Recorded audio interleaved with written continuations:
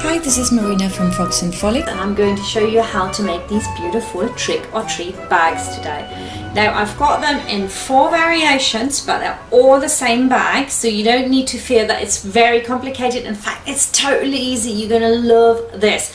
You can applicate a cat on it, you can applicate a pumpkin, a bunny, or you can make this really awesome princess basket. You've got for all of these the option of either lining it or not lining it, and in this case, for example, as you can see, I've lined it, and that gives the whole thing a bit more body.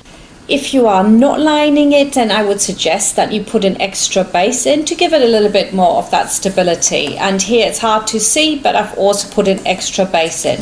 So on this one I've used twinkly lights. Now I think these are absolutely fantastic. They come in a variety of settings, like really fast like this as well. Isn't that cool? And of course your kid can see on the inside what they have collected, right? So I think this is really cool. So make up your mind which one you want to do. Pop over to the applique video if you want that explained really slowly to you. And then we've also got that princess trick or treat basket, which shows you how to put the frill on and the little scallop.